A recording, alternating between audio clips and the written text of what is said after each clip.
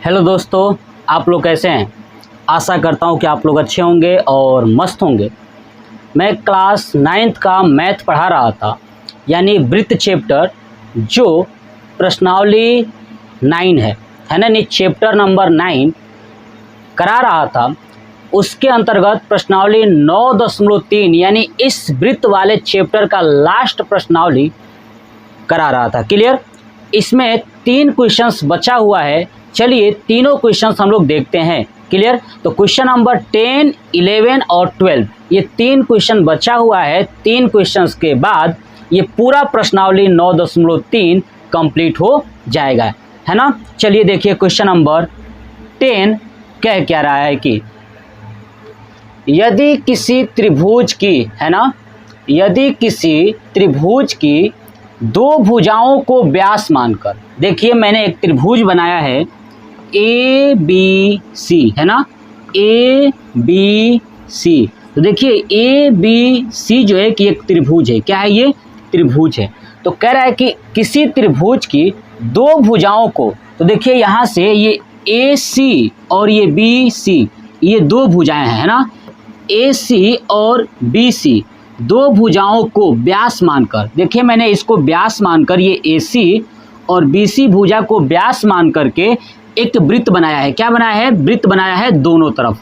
Clear. चलिए तो सिद्ध कीजिए कि इन वृत्तों का प्रतिच्छेद बिंदु, सिद्ध ये करना है कि ये जो वृत्त है ना, इसका जो प्रतिच्छेद बिंदु है, यहाँ पे देखिए प्रतिच्छेद, जो ये वृत्त खींचा गया है, तो वृत्त, दोनों वृत्त एक दूसरे को यहाँ पे कट कर रहे हैं। मान लेता हूँ प्रतिच्छेद बिंदु P है। क्या है? P है। तो कह रहा है कि बताइए कि जो प्रतिच्छेद बिंदु है ना, वो तीसरी भुजा पर स्थित है। यानी तीसरी भुजा क्या है? ये ए बी इस पर स्थित है। ये हमें बताना है, यानी सिद्ध करना है। चलिए सबसे पहले क्या है कि दिया है, वो लिख लेता हूं। आप ध्यान से समझिएगा और सुनिएगा। क्लियर। देखिए दिया क्या था कि यदि किसी त्रिभुज की 2 भुजाओं को व्यास मानकर वृत्त खींचा जाए, तो मैं लिखूंगा त्रिभुज की 2 भुजाओं को व्यास मानकर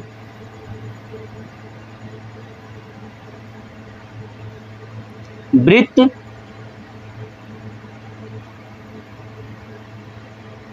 खींचे, है ना। त्रिभुज की 2 भुजाओं को व्यास मानकर क्या करना है? वृत्त खींचना है। ये चीजें दिया हुआ था। क्लियर। अब चलिए, तो अब क्या लिखूंगा? नीचे सिद्ध करना है। क्या करना है? सिद्ध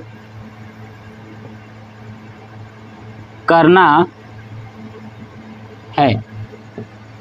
सिद्ध क्या करना है कि इन वृत्तों का प्रतिच्छेद बिंदु तीसरी भुजा पर स्थित है। क्या लिखूंगा? कि इन वृत्तों का प्रतिच्छेद बिंदु तीसरी भुजा पर स्थित है। ये हमें क्या करना है? सिद्ध करना है। आ रहा समझ में? चलिए तो अब क्या करेंगे? नीचे लिखेंगे रचना। और रचना में क्या लिखेंगे कि लिखूंगा कि त्रिभुज की 2 भुजा, है ना, कितनी भुजा? 2 भुजा AC व BC, देखिए AC व BC को व्यास मानकर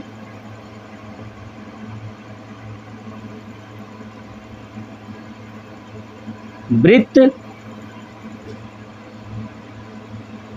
खींचा, है ना। AC और BC को मैंने व्यास मानकर क्या खींचा है? वृत्त खींचा है। क्लियर। तो अब लिखूंगा नीचे, अतः यह वृत्त बिंदु P पर प्रतिच्छेद करते हैं। क्या करते हैं? बिंदु P पर प्रतिच्छेद करते हैं। क्या चीज? ये दोनों वृत्त। क्लियर? आप यहां तक नोट करिए। चलिए, हो गया। देखिए अब नेक्स्ट आगे लिखूंगा।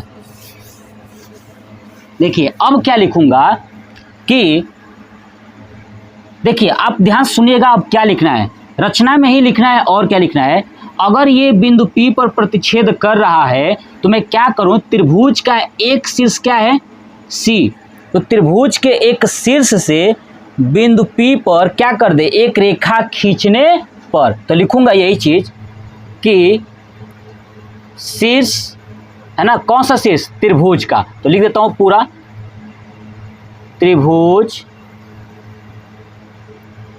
के शीर्ष है ना। त्रिभुज का क्या है? ये शीर्ष। शीर्ष से बिंदु P तक रेखा खींचने पर, है ना। P तक क्या कर दिया मैंने? एक रेखा खींच दिया। अब ध्यान सुनिए, यहाँ पे रेखा खींचता हूँ। देखिए ऐसे मैं डॉट डॉट दिखा रहा हूँ आपको कि ताकि आपको आसानी से दिख सके। देखिए ये डॉट डॉट है। आप रेखा खींचिएगा तो बड़ा करके खींच लीजिएगा पूरा, है ना। तो ये रेखा मैंने खींच दिया। अब आप देखिए कि अगर आप देखेंगे ये वाला वृत्त, ये वाला वृत्त, ये पूरा वृत्त दिख रहा है आपको। ये पूरा वृत्त ऐसे गया हुआ है। ये इस वृत्त में एक त्रिभुज बन रहा है, APC दिख रहा है।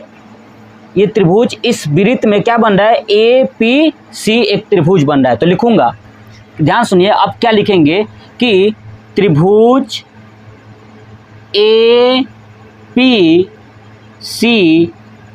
में, है ना, APC में, इस त्रिभुज में आप देखिए, इस त्रिभुज में अगर आप ये चीज नोटिस करेंगे तो देखिए, मेरी बात ध्यान से सुनिएगा।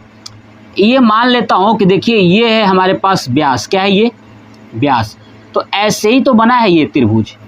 देखिए, नहीं AP और C, यही ना, APC में। देखिए हम जानते हैं कि अर्ध व्यास क्या है? अर्धवृत्त। अर्धवृत्त में बना कोण, है ना। अर्धवृत्त में बना कोण क्या होता है? समकोण होता है। यानी APC जो त्रिभुज है ये क्या है? AC क्या है? तो ये व्यास है। AC क्या है? ये व्यास है। तो व्यास मतलब कि त्रिभुज को वृत्त को आधा आधा कर दिया। तो इसका मतलब कह सकता हूं कि अर्धवृत्त में बना कोण समकोण होता है। ध्यान सुनिए। तो त्रिभुज APC, APC कहाँ है? तो व्यास के अंदर, है ना। तो लिखूंगा व्यास AC से। किससे? AC से। अगर AC व्यास को समझ के मैं देखूं तो क्या कहूंगा कि कोण APC, है ना, APC बराबर 90 डिग्री होगा। क्यों ना होगा? आगे मैं यही लिख दूंगा कि, अब देखिए अर्धवृत्त है तो यही चीज लिख दूंगा। क्या लिखूंगा कि अर्धवृत्त में बना कोण समकोण होता है ना। अर्धवृत्त में बना कोण क्या होता है? समकोण होता है। APC लिख दिया। ऐसे ही आप देखेंगे दूसरे तरफ, है ना, दूसरे तरफ। तो दूसरे के लिए क्या लिख दूंगा कि, ध्यान सुनिए, दूसरे तरफ क्या लिखूंगा कि त्रिभुज BPC, है ना, BPC में, है ना, BPC में व्यास क्या मानूं? BC। तो लिखूंगा व्यास BC से, है ना, BC से। अब चलिए ऊपर की बात हटा दूं। देखिए देखिए अब मेरे पास जो ये आया है ना APC, इसको मान लेता हूं समीकरण नंबर 1। क्या मान लेता हूं? समीकरण नंबर 1। अब व्यास BC से बताइए, BC से भी क्या होगा? तो आप देखेंगे कि BPC, है ना, कोण BPC बराबर भी क्या होगा? 90 डिग्री होगा ना। तो 90 डिग्री। अब इसको मान लूंगा समीकरण नंबर 2। और क्यों बराबर हुआ तो ये भी लिख दूंगा कि अर्धवृत्त में बना कोण, है ना, क्या होता है? समकोण होता है। अर्धवृत्त में बना कोण क्या होता है? समकोण होता है। तो BPC बराबर क्या हो गया? 90। अब देख बात ध्यान से सुनिएगा, इसको हटा दूं। देखिए APC और BPC 90 फर्स्ट और ये हो गया सेकेंड। अब चलिए आगे देखिए। अब देखिए ये वाला कोण कितना है? APC 90, BPC कितना है? 90। तो 90-90 अगर जोड़ेंगे तो 180 होगा। इसका मतलब ये कह सकते हैं कि जो AB है ना, एक सीधी रेखा है। क्या है? AB एक सीधी रेखा है। और जब AB एक सीधी रेखा है तो इसका मतलब कह सकता हूं कि P AB भुजा पर स्थित है कि नहीं? तभी तो ये 180 हो रहा है ना, एक सीधी रेखा बन रही है तभी तो है कि उस पर स्थित है, तभी तो 180 हो रहा है, वरना नहीं होता। तो ध्यान सुनिए, लिखूंगा समीकरण 1 व 2 को जोड़ने पर, तो जोड़िए APC क्या है? समीकरण 1, तो लिखूंगा कोण APC प्लस BPC कोण BPC बराबर 90 प्लस 90 यानी 180। देखिए APC और BPC ये दोनों कोण 180 हो गया, तो इसका मतलब अतः तीसरी भुजा है ना, क्या है?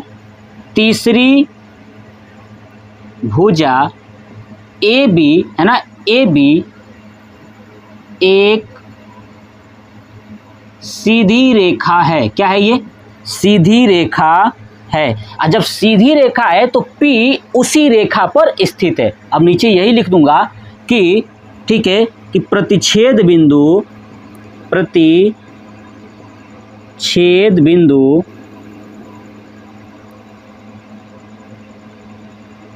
तीसरी भुजा पर स्थित है। क्लियर? और ये भी अगर चाहो तो नीचे ये लिख सकता हूं कि अतः नहीं, ऐसे डायरेक्ट लिख दीजिए कि बिंदु P है ना, बिंदु P भुजा AB पर स्थित है। ये तो दिया हुआ था क्वेश्चन में, वो मैंने लिख दिया। ये जो हमने लाया था वो लिख दिया कि बिंदु P भुजा AB पर क्या है? स्थित है। ये हमारा हो गया प्रूव। क्या हो गया? प्रूव। तो ये था क्वेश्चन नंबर 10। बहुत ही आसान है, आप इसको समझिए और सॉल्व करिए। चलिए क्वेश्चन नंबर चलते हैं अब 11 पे। उभयनिष्ठ कर्ण AC वाले दो समकोण त्रिभुज ABC और ADC है। देखिए कह रहे हैं कि दो समकोण त्रिभुज है ABC और ADC। क्लियर? इसका जो उभयनिष्ठ कर्ण है ना वो है AC। क्या है? AC। तो सिद्ध कीजिए कि कोण CAD बराबर कोण CBD है ना, कोण CAD बराबर CBD। चलिए देखिए, दो समकोण त्रिभुज बनाता हूं, लेकिन दो समकोण त्रिभुज बनाएंगे तो उसका उभयनिष्ठ जो कर्ण है ना AC होना चाहिए। तो चलिए देखिए हमारे पास एक ये समकोण त्रिभुज हो गया है ना, तो ये जो कर्ण है ये AC होना चाहिए, A और C। ठीक है, और देखिए AC हो गया तो ABC था ना एक, तो ये क्या बचा है? B। यहाँ पे कर दूंगा। दूसरा क्या था? ADC, यानी यहाँ पे कहीं ना कहीं D होगा है ना, इधर कहीं ना कहीं D होगा, तो ऐसे मिला दो ऐसे। देखिए आगे समझ में? तो ये हो गया हमारे पास। क्लियर? तो ये हो गया ये D। इधर भी क्या है? तो समकोण है, क्योंकि दोनों त्रिभुज क्या है? समकोण है। देखिए ABC और ADC ये दोनों त्रिभुज समकोण है, और इनका उभयनिष्ठ जो है कि AC क्या है? ये दोनों के लिए कर्ण है। ये बात समझ में आ गया? यही चीज दिया हुआ है। तो अब देखिए क्या करना है, सिद्ध कीजिए कि कोण CAD यानी ये वाला कोण, अरे समझ में, CAD बराबर CBD, CB और D। अब ये वाला कोण ऐसे, अब इसको ड्रॉ करता हूं, ध्यान से देखिएगा। ये वाला कोण क्या है? बराबर है, ये बताना है। क्लियर? तो चलिए सबसे पहले लिखूंगा, दिया है दिया है। क्या दिया है? उभयनिष्ठ कोण AC वाले दो समकोण त्रिभुज। तो लिख दूंगा दो समकोण त्रिभुज ABC तथा ADC है, ठीक है, जिसका उभयनिष्ठ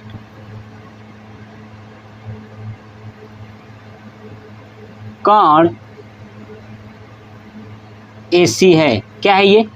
AC है। ये पिक्चर में दिया हुआ था, ये क्वेश्चन में भी दिया है। नीचे लिखेंगे सिद्ध करना है। क्या करना है? सिद्ध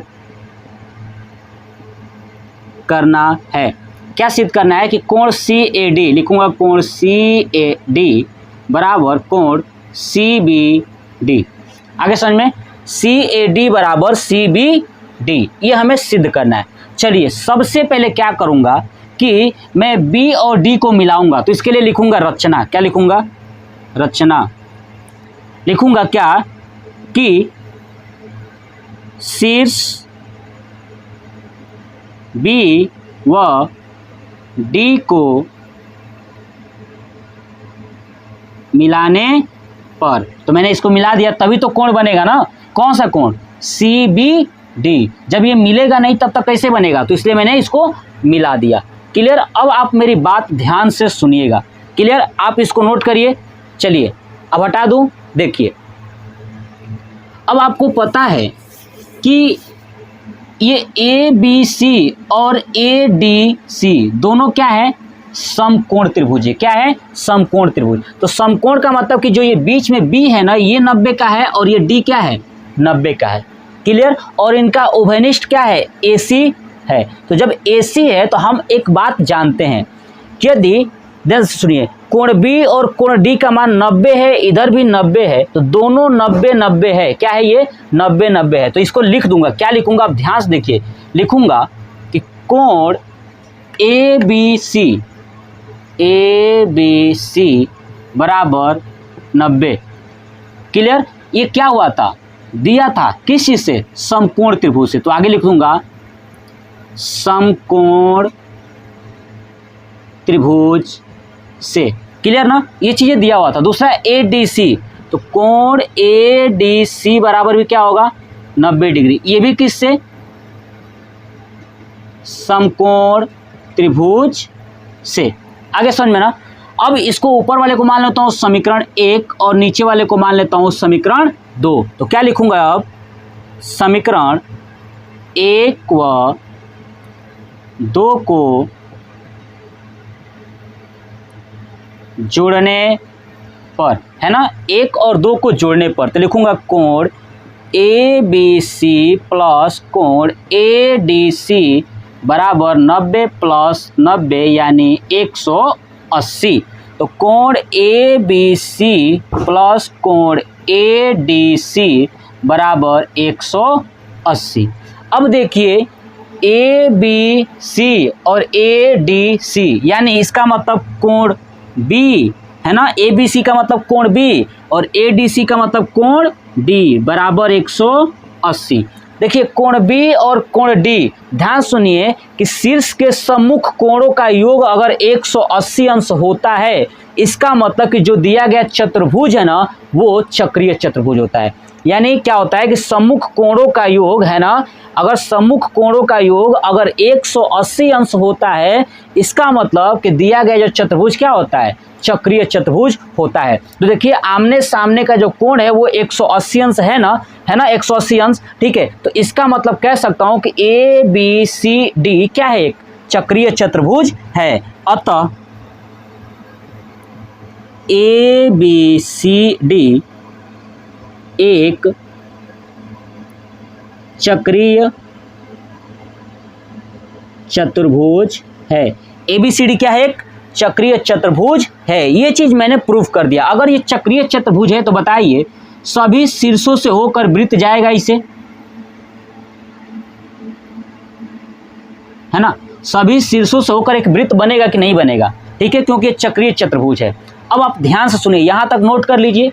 हो गया। चलिए देखिए, अब मेरी बातों को ध्यान से सुनिए। हमने ये प्रूफ किया पहले कि ABCD क्या है, चक्रीय चतुर्भुज है। अब हमको बताना है कि जो CBD और CAD ये दोनों क्या होंगे, बराबर, यही प्रूफ करना है। अब ध्यान से मेरी बातों को सुनिए और समझिए। अब आपको थोड़ा सा कॉन्सेप्ट समझाता हूँ। देखिए, ये वृत्त है हमारे पास, ये वाला, इसमें ये भुजा है C और D, क्लियर। यहाँ पे है B और यहाँ पे है A। अब आप ध्यान से सुनिए, इसको ऐसे मिलाया गया है, इसको यहाँ पे, और ये वाली भुजा ऐसे और ये ऐसे।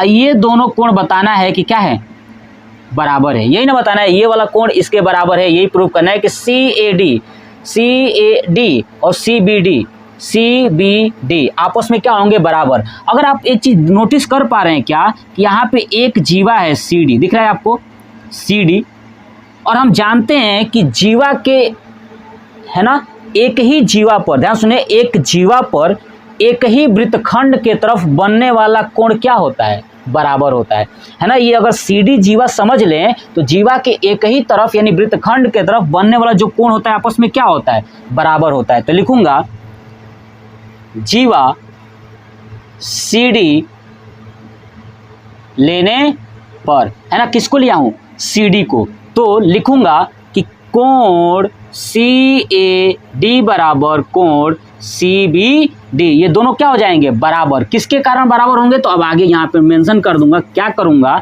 कि एक ही जीवा पर एक वृत्तखंड के तरफ बनने वाला कोण बराबर होता है। बस यही प्रूफ करना था, हो गया प्रूफ।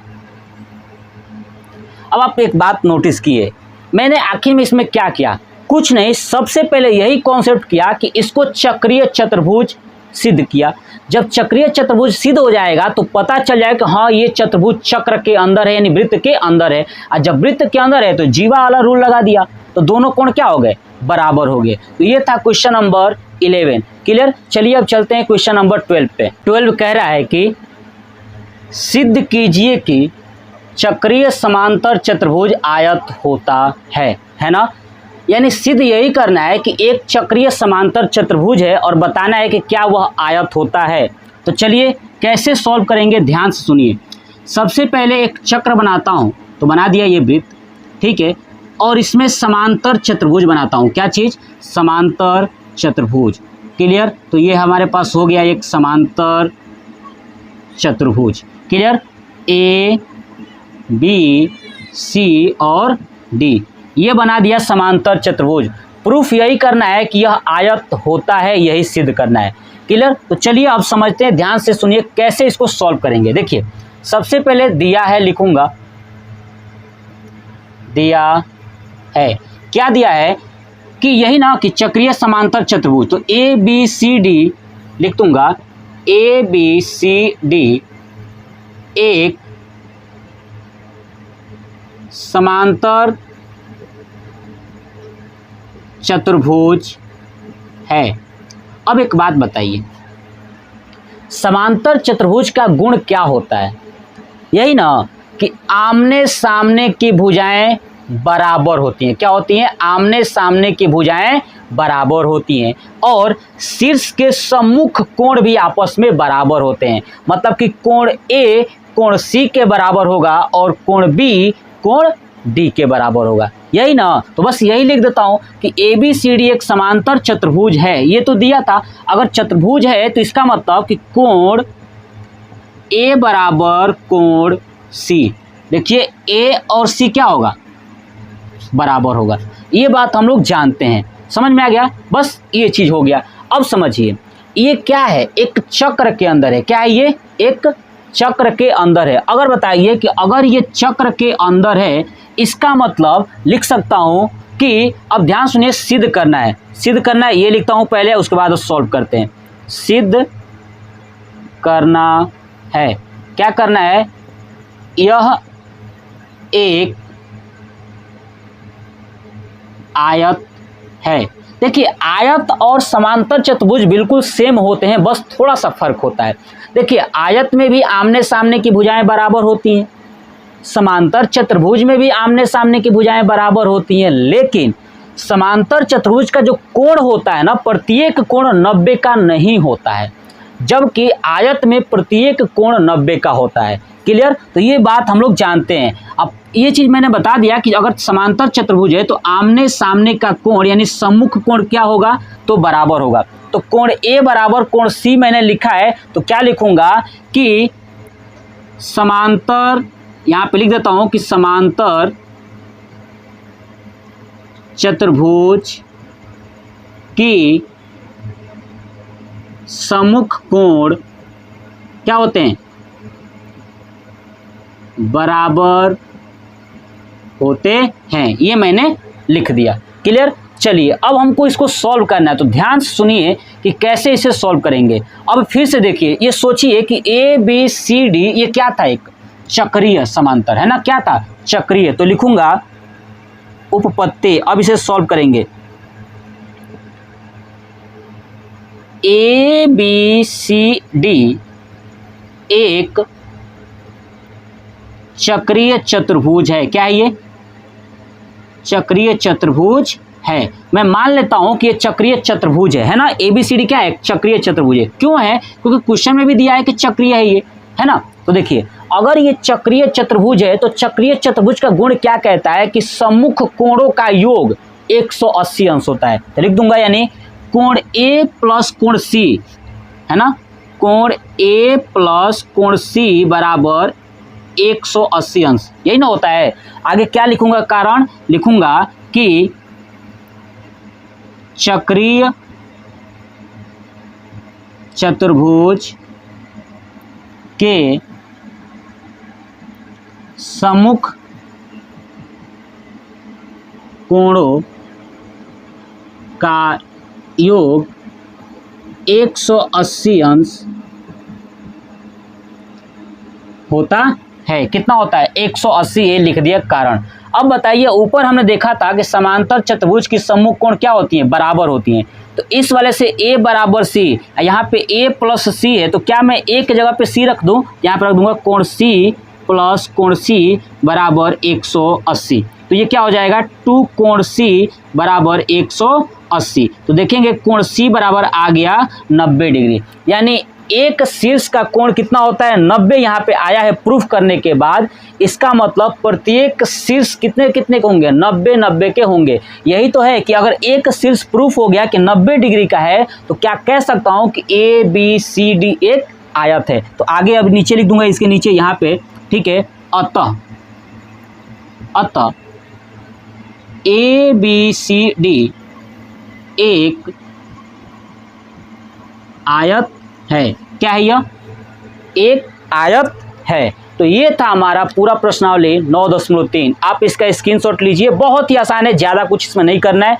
छोटा सा कॉन्सेप्ट था, ये बहुत ही छोटा सा क्वेश्चन था। क्लियर? तो ये वीडियो कैसा लगा कमेंट बॉक्स में कमेंट करके ज़रूर बताइएगा। और ये पूरा प्रश्नावली द एंड हो गया। उसके बाद मैं आपको पढ़ाऊँगा प्रश्नावली, पीछे से थोड़ा पढ़ाना स्टार्ट करूंगा। यानी ये प्रश्नावली था हमारा 9, इसके पहले प्रश्नावली 8 पढ़ाया था, ठीक है। अब उसके पीछे चलूंगा, यानी प्रश्नावली 7 पढ़ाने वाला हूँ, है ना। चैप्टर नंबर 7 आपको पढ़ाऊंगा, ठीक है। तो ये वीडियो कैसा लगा कमेंट बॉक्स में कमेंट करके जरूर बताइएगा। जय हिंद, जय भारत।